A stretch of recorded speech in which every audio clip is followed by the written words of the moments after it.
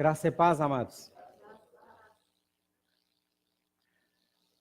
Hoje, pela tradição que nós recebemos de nossos pais, pela tradição e pela religião que nós recebemos, se comemora a Páscoa, ou domingo de Páscoa.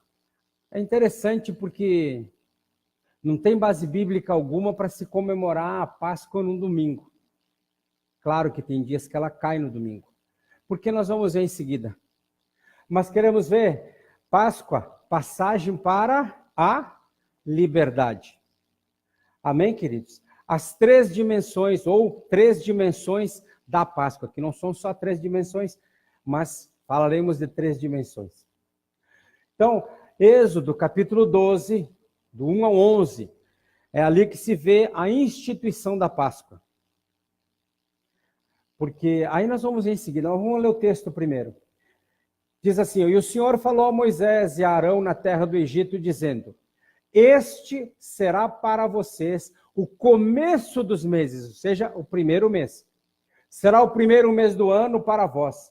Falai a toda a congregação de Israel, dizendo: no 10º dia, ou seja, no dia 10 do primeiro mês, tomará cada homem para si, ou seja, cada família para si, um cordeiro, segundo a casa de seus pais. Um cordeiro para cada casa. E se a família for muito pequena, para um cordeiro, que ele e seu vizinho mais próximo o tomem segundo o número de suas almas, das pessoas que tem na casa. Cada homem, conforme o seu comer, fará a conta para o cordeiro. Vosso cordeiro será sem defeito, um macho de 1 ano. Vós o tomareis das ovelhas ou das cabras, e o guardareis até o 14º dia do mês. Ou seja, do 10º ao 14º ele ficava em casa para ser cevado. Certo? E toda a assembleia da congregação de Israel o matará à tarde, e tomarão do sangue e o colocarão nas 2 ombreiras na verga da porta das casas em que o comerem. E comerão a carne naquela noite, assada no fogo, e pão ázimo, ou seja, pão sem fermento, e com ervas amargas o comerão. Não comereis dele cru, nem cozido com água, mas assado com fogo. A sua cabeça com os pés e suas entranhas, e não deixareis nada do que restar até a manhã seguinte. E o que restar disso até a manhã seguinte, queimareis com fogo, e assim o comereis com vossos lombos cingidos, com vossas sandálias nos vossos pés, e vosso cajado na mão, e comereis com pressa, é a Páscoa do Senhor. Amém? Feche seus olhos. Pai, nós te louvamos, porque num ato de amor, o Senhor enviou o seu Filho, que é o nosso Cordeiro Pascal, o Cordeiro que tira o pecado do mundo, sendo ele, ó Pai, a concretização daquilo que ali em Êxodo capítulo 12, na saída do povo do Egito, foi apenas um tipo, uma tipificação daquilo que Cristo realmente faria. Nós te louvamos, porque naquele ato, naquela cruz, o Senhor perdoou os nossos pecados, o Senhor nos deu a salvação, e nós te agradecemos por isso. E pedimos ao teu soberano Espírito Santo que ministre ao nosso coração e nos dê entendimento desta palavra. E daremos a ti sempre, ó Pai, o louvor, a honra e a glória, em nome de Jesus. Amém. Amém? Glória a Deus. Acho que deve ter desligado o computador, não? Deu um pico de luz. Não foi? Não? Então tá bom. O que eu quero que... Nós precisamos entender uma coisa. Só para nós entendermos, ó. Por quê? Como eu disse no começo, a tradição e a religião nos fizeram, ou nos ensinaram, a guardar um domingo como o dia da ressurreição de Jesus. Só que, por exemplo, quando qualquer dos nossos antepassados, nossos pais, avós, tenham morrido, eles morreram, por exemplo, vamos dizer, numa terça-feira, mas era no dia 12 do mês. No próximo ano, um ano de aniversário, nós não vamos contar a terça-feira, nós vamos contar o 12 do mês. Mesma coisa quando nós nascemos. Eu nasci no dia 25 de setembro, não sei nem que dia deu da semana. O meu aniversário é contado no dia 25 de setembro, que num dia vai dar no ano vai dar numa segunda, outro vai dar numa terça, outro vai dar no sábado, no domingo. Amém?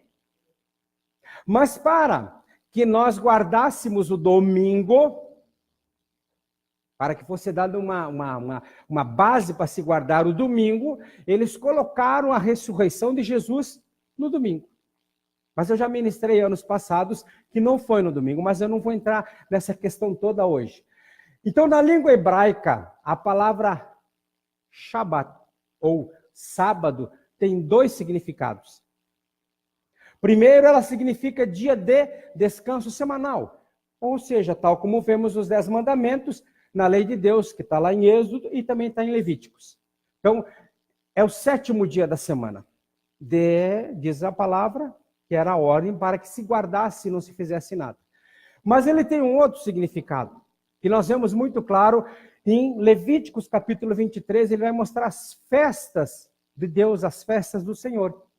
Por outro lado, a palavra Shabat significa um dia especial, um dia de santa convocação, ou seja, na nossa língua seria um dia de feriado. Pois também, que também é um dia de descanso, ou seja, Shabat, dia especial que o povo de Deus não deveria trabalhar. Amém?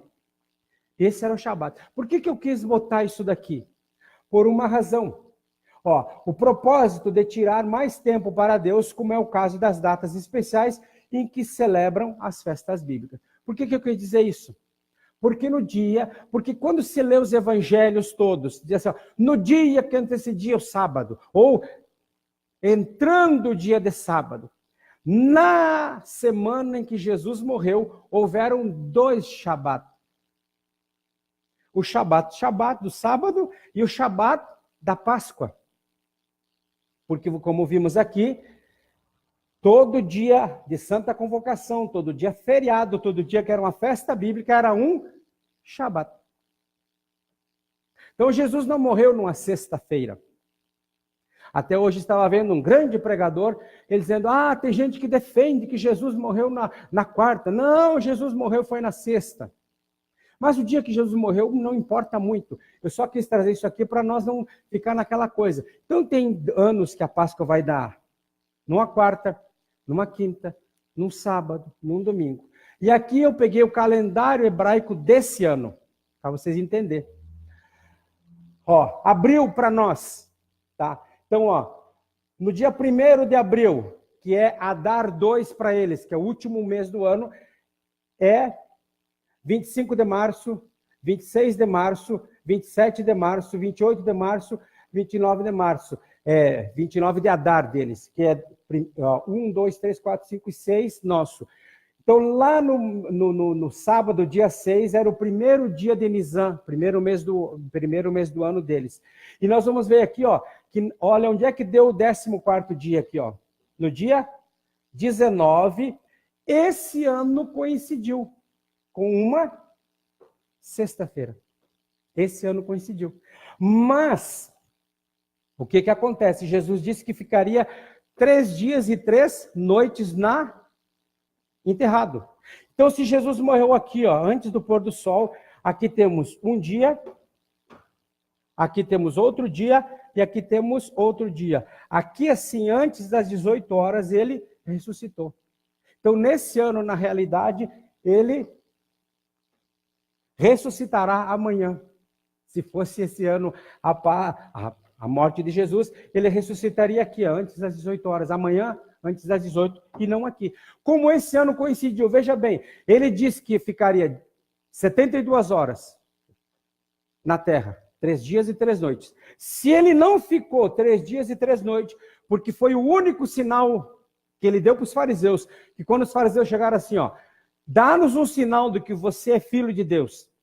Ele disse assim, nenhum sinal será dado a esta geração incrédula, a não ser o sinal de Jonas, que ficou 3 dias e 3 noites no ventre do grande peixe.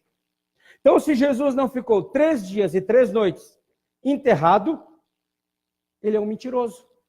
Então, se nós formos contar, ó, ele ficou essa noite aqui, ó, essa noite para cá, uma noite, aqui um dia, e aqui mais uma noite, aqui mais um dia, mais uma noite, e ele ressuscita. Está entendendo? Ó, 1, 2, 3. Se ele não fez isso, ele é mentiroso. Então, esse ano coincidiu. Então, domingo não tem nada a ver com domingo de Páscoa. E por que guardar o domingo se ele morreu num dia específico? Ali em Êxodo é muito claro. Diz assim, ó, o 14º dia do mês de Nisan, nesse dia vocês vão matar o cordeiro. E vão passar o sangue nas vergas e nos portais e no portal da casa. Para que o anjo da morte não mate os primogênitos. Jesus, ele derramou seu sangue, o Cordeiro de Deus que tira o pecado do mundo. Foi o sacrifício perfeito. Então hoje, como é que nós comemoramos a Páscoa? Não temos mais que comemorar a Páscoa, um dia específico. Estamos aqui apenas para ensinar e aprender. Hoje, a nossa Páscoa é a ceia do Senhor. Quando nós participamos da ceia, o corpo e o sangue, é muito claro ali em 1 Coríntios capítulo 11, que diz, todas as vezes que comerdes esse pão e beberes esse cálice, anunciais a morte do Senhor até que ele venha. Deu para entender sim ou não? Então essa Páscoa comemorada aí tem nada a ver, muito menos coelho, e para mim é um coelho transgênico, é um coelho meio estranho, que bota ovo. É estranho demais esse coelho. Então, tem nada a ver com isso. Eu só quis fazer essa introdução para nós entendermos. Amém? Então, o que nós precisamos realmente é entendermos o que é para nós a Páscoa, o que ela nos trouxe. Então, queridos, se nós formos ver, ó, Páscoa, passagem para a liberdade. Foi especificamente isso. Quando a 10ª praga foi enviada por Deus, qual foi o sinal que ele deu? Você mate um cordeiro no entardecer do 14º dia, e aí pegue o sangue e passe nas vergas e no portal. Quando o anjo da morte passar, e ele ver o sangue, ele não matará o primogênito daquela casa. Mas na casa onde não tiver a cobertura do sangue, então essa casa, ele matará o primogênito. Amém? Foi o que aconteceu. Nada mais, nada menos. Então, ó, em hebraico, peshá, ou pesash, significa passagem. Este é o verdadeiro sentido da palavra. Porque durante 430 anos, os hebreus estiveram escravizados no Egito, mas numa única noite Deus os libertou. Era Páscoa, que significa ó, a passagem, ou seja, passou por cima o anjo da morte. E também passagem da escravidão para a liberdade. Isso é Páscoa. Então, queridos, Páscoa, passagem para a liberdade. Então, hoje é o dia da sua passagem para a liberdade. É só nós tomarmos posse do que Cristo já fez e nós saímos da escravidão para a liberdade. Hoje você entenderá o projeto de Deus e nunca mais será prisioneiro do inimigo. Posso ouvir um amém? Então, 3 dimensões da Páscoa. Escravidão. Escravidão, segundo Aurélio, é falta de liberdade. Opressão, prisão e exploração. Então, a Páscoa perde o seu sentido quando não entendemos a realidade da escravidão. Escravidão esta que ultrapassa tempos e épocas e tem alcançado até os nossos dias. O povo de Israel era escravo no Egito, por 430 anos ficou. Mas hoje, quantos escravos temos? Então, se nós formos ver, queridos, os hebreus eram escravos, foram escravizados, usados e abusados de todas as maneiras possíveis. Conheceram tanto dor como humilhação. Mas a escravidão não ficou só naquele tempo. Ainda hoje existe escravidão. Porque o que é um alcoólatra? Um escravo da bebida. O que é um drogado? Um escravo das drogas, sem sombra de dúvida. E o que é um fumante? Um escravo do fumo. Isso tudo é escravidão. Porque é interessante, as pessoas que têm esse problema, eles dizem, eu sou livre, eu fumo, eu bebo, eu me drogo, ou seja, eu vivo a vida livre. Será? Livres somos nós que podemos dizer, eu posso fumar, mas não fumo. Eu posso me drogar, mas não me drogo. Eu posso beber, mas não bebo. Eu tenho a liberdade de escolher. Mas quem é escravo, ele não tem como escolher, porque ele está cativo. Então veja bem, Deus nos criou livres. Amém? E para a liberdade. Foi assim que Deus nos criou e fez muita questão da nossa liberdade. Tanto que não nos deixou escravo de nada, nem de ninguém. Criou-nos com algo que chamamos livre-arbítrio, ou seja, o direito de escolha. Amém? E nesse direito de escolha, querido, temos um verso muito importante no Novo Testamento.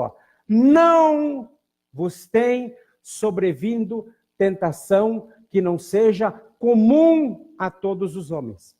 Mas Deus é fiel, o qual não permitirá que sejais tentado acima do que sois capazes, mas também com a tentação fará um caminho para escapar, para que sejam capazes de suportá-la. Então aquela retórica, aquela velha desculpa, eu fui tentado, eu não consegui aguentar, eu não consegui suportar e eu caí. É mentira. Porque a palavra é clara. Não vos veio tentação que não fosse comum a todas as pessoas. Mas, com a tentação, Deus dá também o escape. Dá forças para que nós possamos suportar. Ele abre um caminho para que nós possamos escapar. Amém? Essa é a palavra. Adão e Eva, todos nos tornamos escravos em diversas áreas. E como humanidade, nos tornamos escravos quando Adão e Eva escolheram ouvir a serpente antes de ouvir a Deus. Eles acreditaram o quê? No diabo, em vez de acreditarem em Deus. E como eles representavam toda a humanidade da época, e por causa da sua atitude, todos nós nos tornamos escravos do pecado. E o interessante é o seguinte, e hoje parece que é um pouquinho mais que antes, toda criança que nasce, mesmo pequenininha, bonitinha, ela já nasce com a raiz para a desobediência. E parece que hoje a coisa ficou um pouquinho pior ainda, né? Então já nascemos com a tendência natural para o pecado. E somos duplamente escravizados quando usamos a nossa vontade ou nossa vontade para pecar voluntariamente. Porque é interessante, o pecado muito raramente ele vem assim de vez. Sempre tem um período, por isso que em libertação sempre a gente busca você é responsável. Você pecou porque você quis. Mas o meu pai e a minha mãe. Bom, o seu pai e a sua mãe. Mas você tem o quê? A idade da razão. Você pode tomar decisões. Você pecou voluntariamente. Então nós decidimos pecar. E esse é um problema. Aí vamos ver algumas características da escravidão. A escravidão, ela nasce na fome. Interessante, né? Fome de qualquer tipo e de qualquer qualidade. Toda carência é alvo de ataque do inimigo para a escravidão. Quer ver um negócio? Uma pessoa, por exemplo, assim, ó, ninguém me ama, ninguém me quer. Uma pessoa que foi deixada pelo marido ou pela mulher, ou foi abandonada. Qual é a tendência dela? É se trancar num quarto e ela vai para a depressão. Ela se torna escrava da depressão. Nasceu da fome de quê? De carinho, de amor, de afago. Foi assim no caso de Esaú com Jacó. Jacó estava com fome. Esaú estava com fome. Jacó tinha feito aquela lentilha. Quando Esaú, entre aspas, como ele disse, morto de fome, sentiu aquele cheiro, ele disse, me dá um pouco dessa lentilha. Disse, eu posso te dar. Só se você me vender o seu direito de primogenitura. Que me vale a primogenitura se eu estou morrendo? Pode pegar, é tua. Nasceu da fome. Foi assim também no caso da tentação de Jesus. 40 dias. Ele estava no monte, em jejum. Estava com fome depois de 40 dias. Satanás vem e oferece para ele o quê? Se você realmente é filho de Deus, primeiro ele colocou a dúvida. Transforma essas pedras em pães, porque você está com fome. Mas só que Jesus não caiu na dele. A escravidão é geralmente baseada em algo que Deus nos dá, em caráter provisório, e nós tornamos em definitivo. Algo que era para um tempo e um propósito específico, e nós comodamente resolvemos eternizar. Só fazendo um paralelo assim, pode ser até que não tenha muita coisa a ver. Hoje os homens no Brasil, eles estão amadurecendo, sabe com quantos anos? 45 anos. Até 45 anos, os homens são... Toda regra tem exceção. Mas a maioria é o quê? Ainda adolescente. Busca só... A mulher olhou para ele meio assim, ela me olhou com cara feia e já... Conhece alguém assim? Eu conheço uns quantos.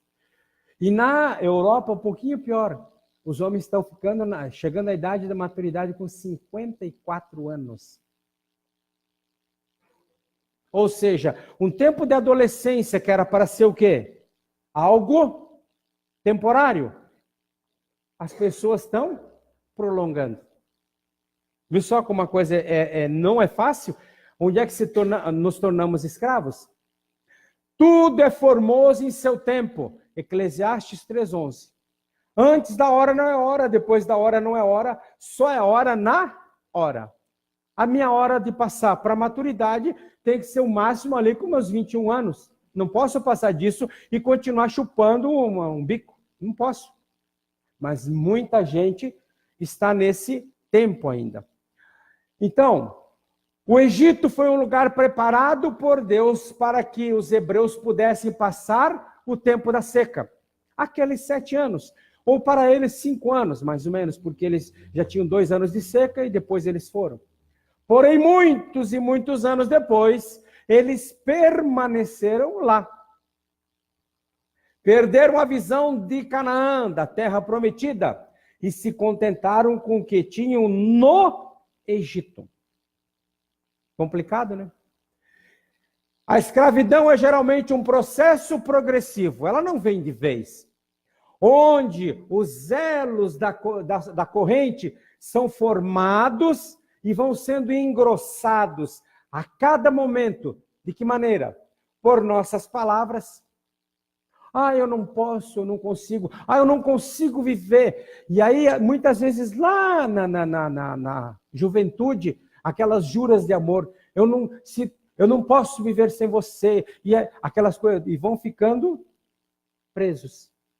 Atitudes e até mesmo pela indolência. O que é indolência? Preguiça, não toma uma atitude, passividade, aquela coisa assim.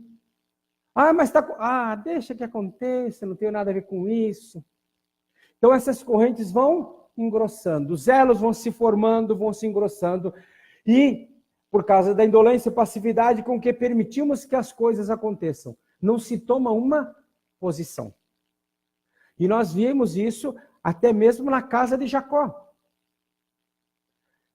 Ele tinha preferência por José, os irmãos de José odiavam José, e ele, o pior ainda nós vemos na casa de Davi, onde um irmão estupra a irmã, onde um irmão mata o outro, e o pai não toma nenhuma atitude. Então, indolência e passividade, e os elos da corrente vão cada vez mais engrossando. Quando o diabo não consegue impedir que recebamos a bênção, ele procura trabalhar na bênção para transformá-la em maldição. Quer ver uma coisa? Muitas maldições eram bênção no seu princípio. O próprio diabo é um exemplo claro de algo que Deus criou como bênção e se transformou em maldição. Quer ver? Só para vocês terem uma ideia, isso não vou dizer centenas, mas algumas dezenas nós vimos. A pessoa vem e a pessoa é cheia de dívida, cheia de problema, a casa destruída, o salário não dá para comprar o rancho do mês. E ela se volta para Deus e ora e busca e é fiel e consegue comprar um carro. Aquele carro é bênção, não é? Ela pode vir para o culto tudo, só que a Deus. Aí tem o balneário, aí tem a praia. Nada disso é ruim, mas nada disso pode tomar. Bênção carro, bênção pura. Mas aí se torna em maldição porque... E não é emprego a mesma coisa. Quantas pessoas desempregadas chegam, buscam, Deus dá um emprego maravilhoso. Hoje estão no mundão. Querem saber de Deus. Bênção que se transforma em maldição. Então, queridos, outras características da escravidão. Escravidão é tempo que todas as nossas construções são para os outros e de maneira forçada. Por exemplo, um assalariado que está em tempo de escravidão, ou seja, ele não está com Deus. E o salário dele, aí tira um empréstimo aqui para cobrir aquele, tira aquele para cobrir o outro, e no fim ele não tem mais salário. De maneira forçada. Tudo aquilo que ele constrói é para os outros. É uma das características da escravidão. Trabalho extenuante nos deixa sem tempo nem condições de servir a Deus e de cuidar da família. E como tem? Preciso do emprego, e aquele emprego exatamente é o tempo que ele teria com Deus e a família também é deixada de lado. Libertação, Êxodo 3. Libertação, queridos, esse é o segundo passo. Primeiro passo qual foi? Escravidão. Segundo passo, libertação. Libertação é uma iniciativa de Deus. Ele nos contempla e sempre toma atitudes práticas para nos libertar. Porque é interessante, hoje mudou muitas coisas. O que você faz? Se vê, a maioria dos púlpitos, o pastor ou o pregador, ele se esborracha, ele oferece Cristo, dá-lhe um pouco, mas está em liquidação agora, por 50 centavos você leva ele. Se tu só levantar a mão, Jesus já está contigo. Será? Mas é uma iniciativa de Deus, Deus se doando. Ou seja, libertação começa com Deus, com seu amor, sua graça, sua paixão inexplicável por nós. Então aquele negócio, eu vou aceitar Cristo, eu vou vir para Cristo. Na realidade é Deus que vem ao nosso encontro. Nós só o recebemos. Tudo procede dele. Libertação é fruto de clamor, oração com sentimento que dá a Deus liberdade de agir. Outra coisa, exige contradição das ordens do inimigo através de atitudes de fé, para andar na contramão, como os pais de Moisés, que o mantiveram vivo, mesmo quando a ordem de Faraó era: todo filho, homem que nascer, deve ser morto. Os pais de Moisés esconderam ele por 3 meses. E depois, quando não puderam mais, o que eles fizeram? Ainda fizeram ou construíram um barquinho, uma cesta, colocaram betume e podemos dizer que era o barquinho da fé. Colocaram ele ali e a filha de Faraó o achou. Amém? Quando andamos na contramão daquilo que o inimigo nos manda. Por isso que nós temos que colocar em prática Romanos capítulo 12, verso 2. E não vos conformeis, não entremos na forma. Qual é a forma do mundo? Faça isso, faça aquilo. Se tu não fizer isso, e as propagandas mesmo mostram, se tu não tiver isso, tu é a escória da sociedade. Os homens, as pessoas bem-sucedidas têm isso. Lembra até no tempo, hoje não tem mais as propagandas, graças a Deus, no tempo do cigarro, quem fuma tal coisa, esse, aí mostra tudo o que ele faz, é o cara. Isso nós temos que andar na contramão, não nos conformando. Libertação acontece em um trabalho de parceria de Deus com o homem. Deus procura homens libertadores. Homens que estejam dispostos, quando eu falo homens, a raça humana, viu? Homens que estejam dispostos a cursar a faculdade do deserto para treinamento. O deserto sempre será um caminho de libertação. E é interessante hoje, né? Se prega o evangelho da facilidade. Se tu tá com problema, se tu tá num deserto, se tu tem uma luta, tu deve ter algum pecado. Não pode. Crente não tem problema, crente não tem luta. Isso é mentira. Jesus mesmo disse, no mundo tereis aflições, tereis lutas, mas tem de bom ânimo. Eu venci o mundo. Amém? Outra coisa, libertação começa com um genuíno encontro com Deus.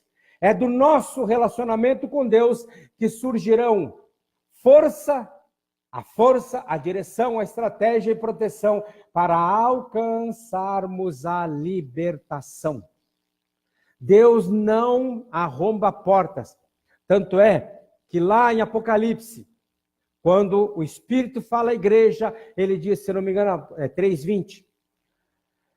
Eis que estou à porta e bato. Se alguém ouvir a minha voz, abrir a porta. Guarde isso. A porta da nossa vida, a porta do nosso coração se abre de dentro para fora. Nós abrimos. Se alguém ouvir a minha voz e abrir a porta, eis que eu entro, vou cear com ele e ele comigo. Então, parte do nosso relacionamento com ele, da nossa atitude de sermos libertos. Então, genuíno encontro. Deus atrai você. Ali em Êxodo capítulo 3, verso 2, nós vimos Deus atraindo a atenção de Moisés com aquela sarça, com aquela árvore pegando fogo sem se consumir. E usando para isso coisas e acontecimentos extraordinários. Deus está lutando pela sua atenção. Ele sempre está buscando chamar a nossa atenção, nos buscar. Por isso nós vimos mensagens tempos atrás sobre as quatro atitudes, não, 4 coisas que acontecem com todo cristão. Primeiro é, lembram? Vamos ver? Provação. Segundo é, eu não passo na provação, Deus me chama a atenção como? Pela disciplina. A terceira coisa que acontece são, eu faço, eu planto, eu colho. Semeadura e colheita. E a quarta coisa é o próprio ataque de Satanás. Mas Deus sempre nos busca. Prova, não passar na prova, disciplina. Ele está buscando chamar a nossa atenção sempre. Ele nos chama pelo nome. Ele conhece cada um de nós. E quando o Senhor viu que ele virara, falando sobre Moisés, para ver, Deus chamou do meio da sarça e disse, Moisés, Moisés. E ele disse, aqui estou. Lá no Novo Testamento, nós vamos ver ali em Atos, que quando Saulo tem um encontro com Jesus, Jesus diz: Saulo, Saulo, por que tu me persegues? Chamou pelo nome. Lá atrás, quando Samuel estava dormindo, ele ouviu aquele Samuel, Samuel, ele corre lá para o sacerdote, para Eli, e pergunta: o senhor me chamou? Não. Ou seja, Deus nos conhece pelo nome. Nós somos conhecidos de Deus e precisamos ouvir quando Ele nos chama. E Ele sempre vai nos chamar. O genuíno encontro, ó, ninguém entra de vez na intimidade com o Senhor. Continuando lá em Êxodo 3, ele diz assim, ó, não te chegues para cá. Ó, a intimidade do Senhor é para aqueles que o temem, aos quais ele dá a conhecer a sua aliança. Porque muitas vezes queremos ouvir Deus, queremos ter algo de Deus, queremos que Ele nos instrua, mas nós não temos intimidade com Ele. Como Ele vai revelar a nós, nos dar a conhecer a sua aliança, se nós não temos intimidade? E para Moisés ele diz, tira a sandália dos teus pés, ou seja, não te achegues de qualquer maneira. Antes da intimidade, Deus nos ensina a reverenciar. Tira a sandália dos teus pés, porque o lugar que estás é terra santa. Amém? Continuando. Sandália fala de sustentação pessoal, aquilo que te segura embaixo de você. Tire sua sustentação própria e perceba o que eu receba minha, diz o Senhor, diz Yahvé. Sai, tira, não fique no... deixa comigo, isso eu faço. Não, isso é comigo. Tira. Situação, a situação. Disse ainda o Senhor, certamente vi a aflição do meu povo que está no Egito e ouvi o seu clamor por causa dos seus exatores. Conheço-lhe o sofrimento. Certamente vi a aflição. Os olhos do Senhor repousam sobre os justos e os seus ouvidos estão abertos ao seu clamor. Amém? Quantas vezes pensamos que Deus não está nos ouvindo em nossas orações pelo tempo decorrido sem resposta? Mas Deus está nos ouvindo. Posso ouvir um amém? Conheço-lhe os... aqui, vi a aflição, ouvi o seu clamor e conheço-lhe o sofrimento. Por isso eu desci. Para fazer subir para uma terra boa e ampla, terra que mana leite e mel, Deus quer fazê-lo subir. Por isso Deus baixou para fazer-nos compartilhar de sua altura. Isso nós precisamos entender. Deus, por isso que está ali em Efésios, Jesus Cristo sai da sua glória, se rebaixa, vem ao nível do homem. Ao nível do homem ele se torna servo, obedece sem questionar. E ainda vai mais longe, ele se humilha mais e vai até a morte, morte de cruz. E por ele ter se humilhado é que Deus o colocou sobre um nome que está sobre todo o nome. Nome sobre o qual todo joelho se dobrará e toda língua confessará. O que o mundo diz? Não te humilhe? Nada, você tem o que? Orgulho? Você tem que ter orgulho próprio, jamais se humilhe para ninguém. Mas a Bíblia diz, humilhe-se.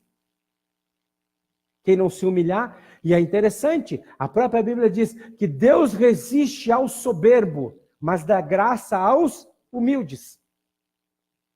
Então, nós precisamos andar na contramão do mundo. Desafio de Deus. Vem agora, eu te enviarei a Faraó para que tires o meu povo, os filhos de Israel. Deus quer nos usar. Outra coisa, obstáculos de Moisés: quem sou eu? Moisés talvez lembrou o dia em que ele buscou justiça, quando ele viu aquele egípcio batendo no hebreu e ele matou o egípcio. E da vez que foi tentar apartar uma briga entre dois hebreus e teve que sair correndo porque um deles denunciou o que ele tinha feito. Ou seja, mas tu matou, quer matar a mim também? Moisés talvez pensou que eu não consegui resolver nem esses pequenos probleminhas, quanto mais libertar um povo. Ou seja, os traumas do passado tentando segurar o que Deus queria fazer através dele. Mas a palavra de Deus é: ultrapasse seus traumas, esqueça suas limitações, coloque sua confiança em Deus, acredite em Deus. Amém? Resposta de Deus ante os obstáculos de Moisés. Moisés dava uma desculpa e Deus dizia: eu serei contigo. Não tenha medo, eu vou estar contigo, eu serei contigo. 3 fases da libertação. Primeira, um encontro com Deus. Moisés teve um encontro com Deus. Segunda fase da libertação, o desafio de Deus: eu quero usar você. E qual é a desculpa que nós damos hoje? Eu não tenho condições, eu não tenho estudo, eu não tenho força, eu não tenho toda essa eloquência para ser um líder. Então não posso ser usado. Terceira, o que Deus pode fazer com uma pessoa obediente. Nós vimos com Moisés. Qual é a desculpa dele? Eu sou até gago, sou duro de língua, minha língua é presa, eu não posso falar, eu não tenho poder. Quando eu chegar lá, o que ele vai dizer? A promessa de Deus: e quando sairdes, não será de mãos vazias. Ou seja, eles receberam toda a riqueza do Egito e saíram com toda a fortuna deles. Só é liberto quem? Primeiro, crer. Segundo, quem quer, quem crer e quem persevera. Eu quero ser liberto, eu creio, eu recebo a libertação, mas se eu não persevero, por isso Jesus disse: quando o espírito maligno sai de uma pessoa, ele vai e anda por lugares áridos, não encontrando aonde ficar, ele volta e vê a casa limpa, adornada. Ele vai e busca 7 piores que ele, vem e, se não perseverarmos. Por isso, eu creio que você conhece pessoas que estavam na igreja, estavam com Deus, foram libertas, se desviaram. Qual é a situação delas hoje? É muito pior. Porque esse espírito maligno vai trazer 7 piores. Então, quem crê e quem persevera, recebe a libertação.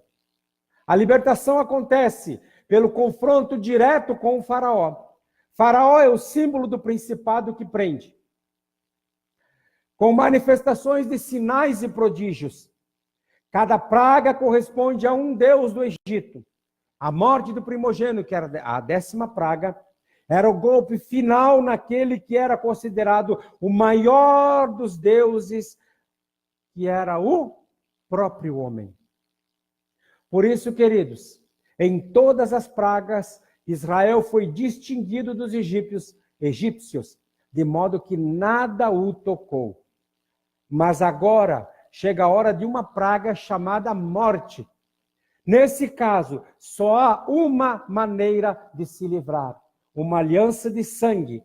Foi o que Deus fez com os israelitas.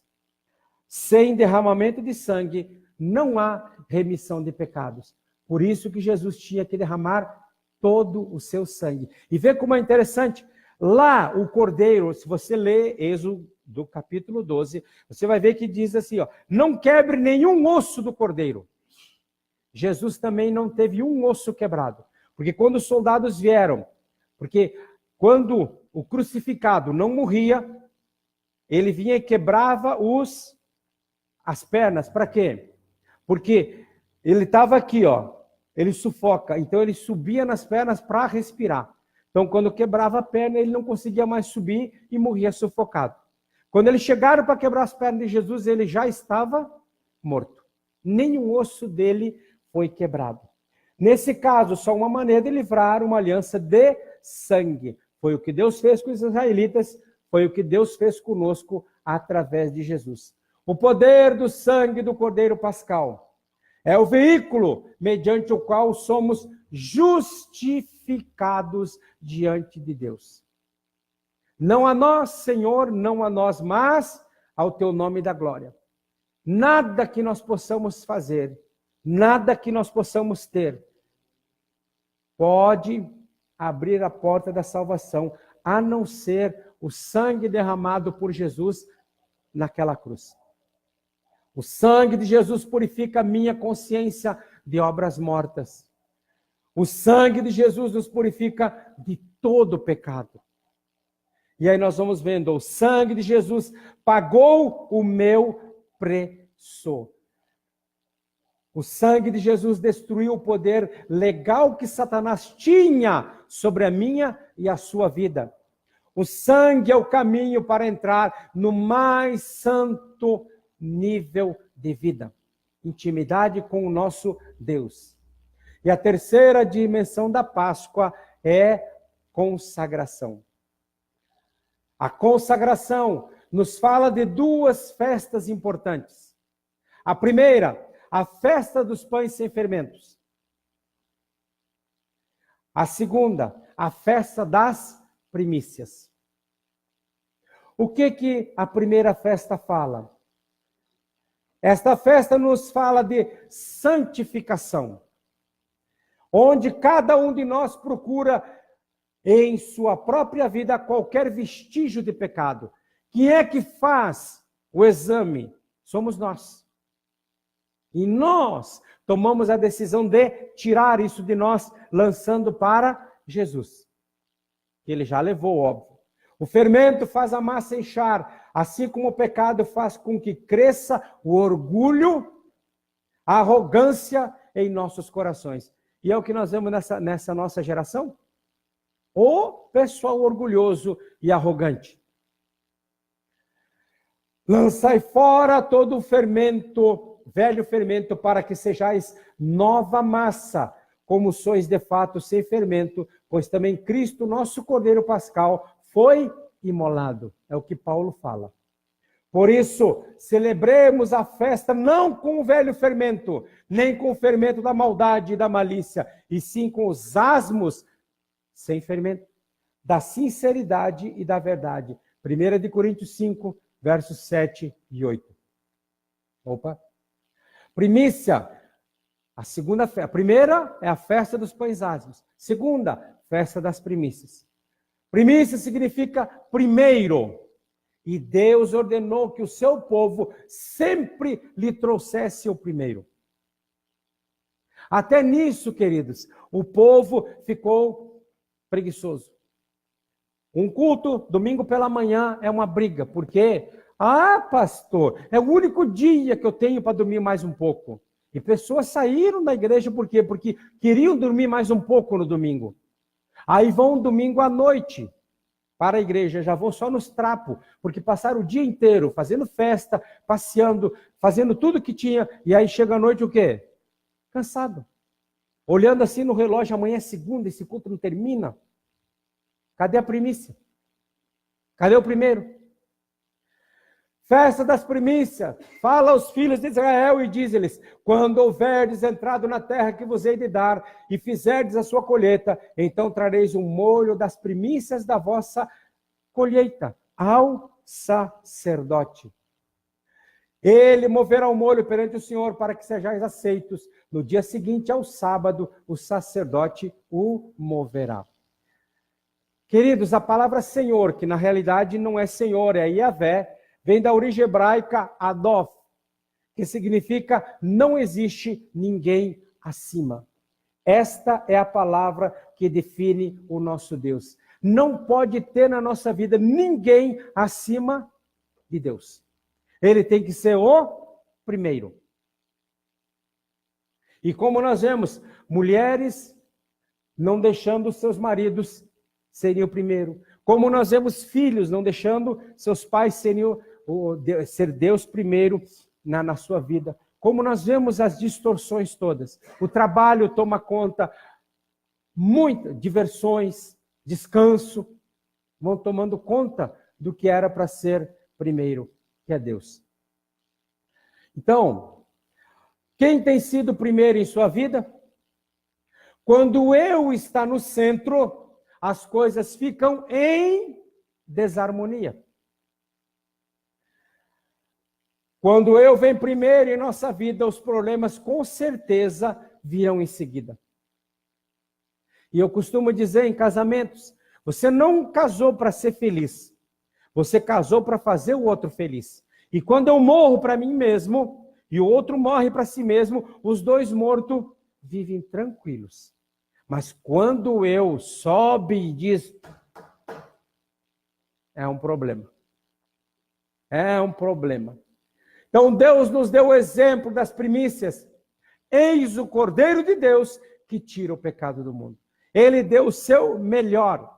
João 3,16 diz que Deus amou o mundo de tal maneira que deu o seu Filho unigênito, único Filho, para morrer por nós. Jesus foi as primícias de Deus, entregues para a nossa salvação. E Ele nos colocou em primeiro lugar na sua vida, para que também fosse o primeiro em nossas vidas.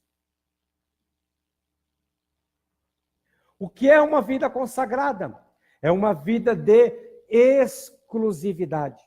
Um só objetivo de vida, uma vida com um só projeto, uma só finalidade. Consagrar é tornar sagrado e exclusivo. Aí a religião distorce.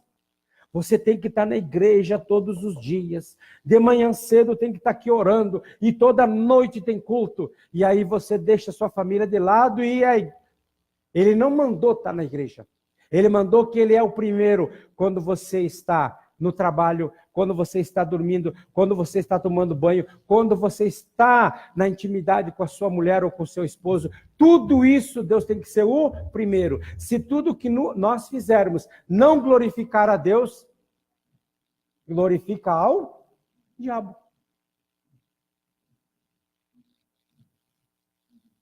Aqui está a mensagem final da Páscoa. A consagração que flui de um coração agradecido e constrangido por um amor radical. Paulo diz, o amor de Cristo nos constrange. Nos deixa vermelhos, corados de vergonha, e ao enxergarmos um amor que ultrapassa nossas explicações. Quem de nós daria o nosso filho por alguém? Deus fez isso.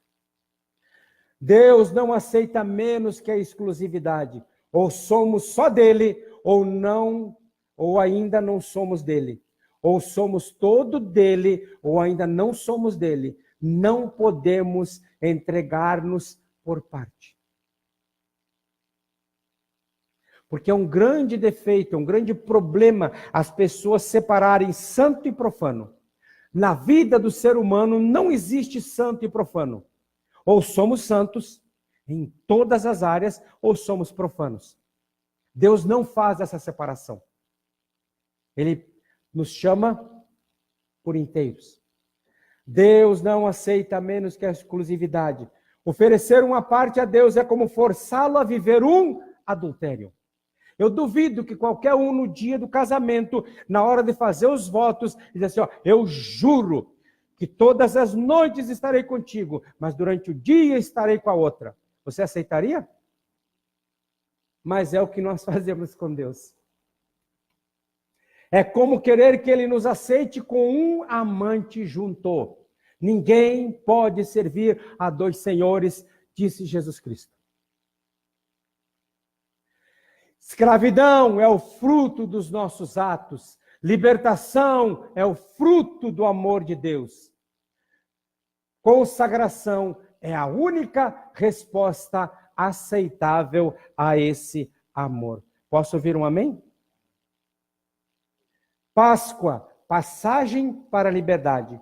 Que essa Páscoa seja um tempo para reflexão, para um balanço na nossa vida, que não venhamos misturar o santo com o profano, mas que possamos marchar rumo a uma vida de santidade, entrega e consagração ao nosso Deus, ao Senhor. Amém?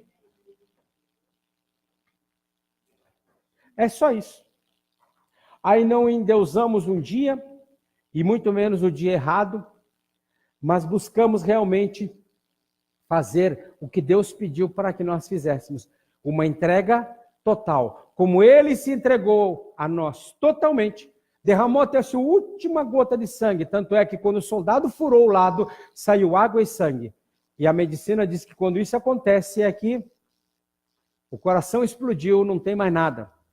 Então, nós precisamos realmente de uma atitude de total entrega, onde Deus seja o primeiro e seja o único em nossas vidas. Amém? Fechemos os nossos olhos. Pai, nós te damos graças por esta maravilhosa manhã. Te louvamos porque entendemos um pouco do que é Páscoa. Entendemos que a Páscoa ela foi consumada em Jesus Cristo, quando Ele se entregou por nós naquela cruz. E que a partir dali Ele mesmo nos manda que na ceia, nós, quando comermos do pão e bebermos do cálice, relembremos a morte dele até que ele venha.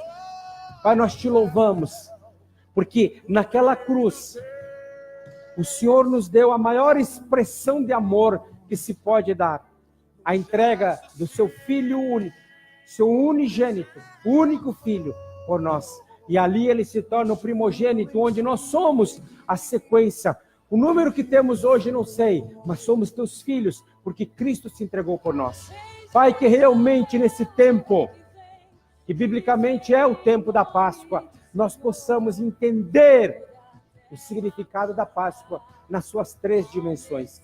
E realmente crermos que o Senhor busca sempre nos libertar, sempre nos tirar da escravidão, mas que a palavra final tem que vir de nós. Nós nos entregarmos, nós abrirmos a porta e nós declararmos: venha o teu reino e seja feita a tua vontade. Obrigado, Pai, por tudo. Te louvamos, te damos graças, em nome de Jesus. Amém. Amém? Deus abençoe, em nome de Jesus.